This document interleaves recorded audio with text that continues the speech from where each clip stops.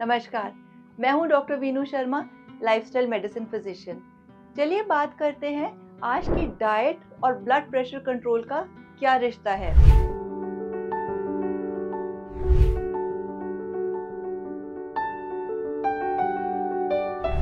Diet और blood pressure का वही रिश्ता है जो एक डाइट और टाइप 2 डायबिटीज का है। लेकिन बहुत बार देखा गया है कि नमक के अलावा जो भी हाइपरटेंसिव्स होते हैं वो डाइट की तरफ ध्यान नहीं देते। तो कौन सी चीज़ें डाइट से हटानी चाहिए और कौन सी चीज़ें डाइट में इंक्लूड करनी चाहिए अपना बीपी नॉर्मल रखने के लिए, हाइपरटेंशन को कंट्रोल करने के लिए। जो चीज़ें डाइट से हटानी चाहिए सबसे पहले उनकी बात करते हैं। Number 1, excess bad fats. Bad fats क्यों हमें डाइट से हटाने चाहिए? क्योंकि जब भी हम एक्सेस ऑफ बैड फैट्स अपनी डाइट में लेते हैं तो वो आर्टरीज को लाइन करते हैं, उन्हें हार्ड बनाते हैं, और जब हमारी आर्टरीज हार्ड हो जाती है या सख्त हो जाती हैं तो हमारा ब्लड प्रेशर ज़्यादा रहने लग जाता है। तो कौन से फैट्स ऐसे हैं जो हमारी आर्टरीज को हार्ड बनाते हैं और ब्लड प्रेशर को बढ़ाते हैं? वो है number 1, saturated fats. Saturated fats पाए जाते हैं घी, butter, coconut oil, margarine etcetera में। नंबर 2, प्रोसेस्ड फैट, जो कि ऑयल, वनस्पति और पैकेज फूड्स में पाए जाते हैं। नंबर 3, वो फैट्स जो हमें एनिमल प्रोडक्ट से मिलते हैं। एनिमल प्रोडक्ट्स यानी कि meat, egg, high fat dairy वगैरह। जब हम ये सारे फैट्स एक्सेस में खाते हैं तो हमें हाइपरटेंशन रहने के चांसेस बहुत बढ़ जाते हैं। हमारा कोलेस्ट्रॉल और बैड कोलेस्ट्रॉल ज़्यादा हो जाता है, गुड कोलेस्ट्रॉल कम रहने लग जाता है। तो अगर आपको अपना ब्लड प्रेशर नॉर्मल रखना है, ब्लड प्रेशर को कंट्रोल में रखना है, तो इनको अपनी डाइट में से हटाएं या इनको अपनी डाइट में से मिनिमल क्वांटिटी में इंक्लूड करें। सेकंड, नमक। WHO के हिसाब से हम एक दिन में हमें 2 ग्राम से कम सोडियम लेना चाहिए। 2 ग्राम सोडियम 1 चम्मच नमक में होता है, यानी कि अगर हम पूरे दिन का खाना देखें तो उसमें 1 चम्मच नमक से ज़्यादा नहीं होना चाहिए। लेकिन देखा गया है कि इंडिया में एवरेज नमक की कंजम्पशन 7 से 8 ग्राम चम्मच है। इसीलिए हाइपरटेंशन इतनी तेज़ी से बढ़ रहा है और ज़्यादातर नमक अनरिकग्नाइज फॉर्म में खाया जाता है। ये घर के खाने से इतना नहीं मिलता जितना कि बाहर के खानों या पैकेज फूड्स जिनमें हिडन सॉल्ट होता है उनसे मिलता है।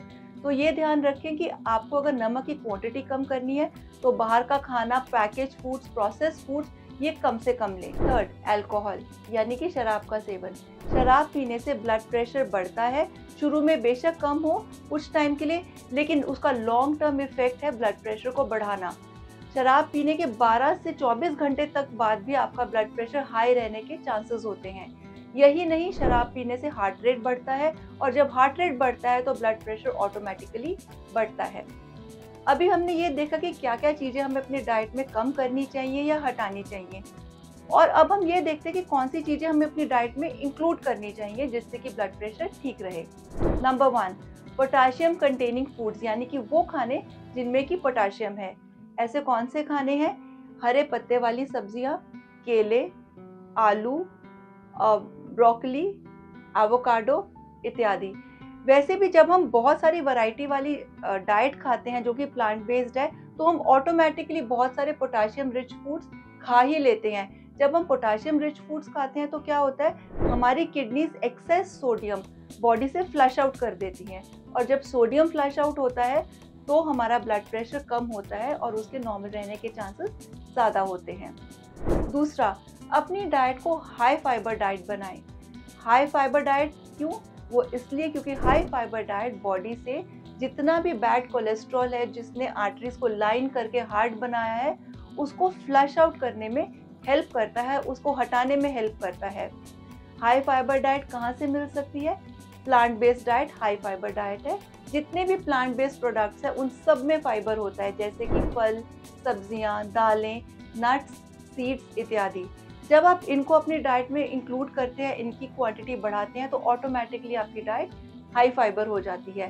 किसी भी एनिमल प्रोडक्ट में फाइबर नहीं होता है। तो अगर आपको अपना ब्लड प्रेशर नॉर्मल रखना है तो अपनी डाइट में मिनिमाइज करें हाई सैचुरेटेड फैट्स को, बैड फैट्स को और अल्कोहल को, सोडियम यानी कि सॉल्ट को नियमित अमाउंट में खाएं और अपनी डाइट में पोटाशियम रिच फूड्स और फाइबर को इंक्लूड करें। अगर आपको इससे रिलेटेड कोई क्वेश्चन है तो आप टाइप कर सकते हैं।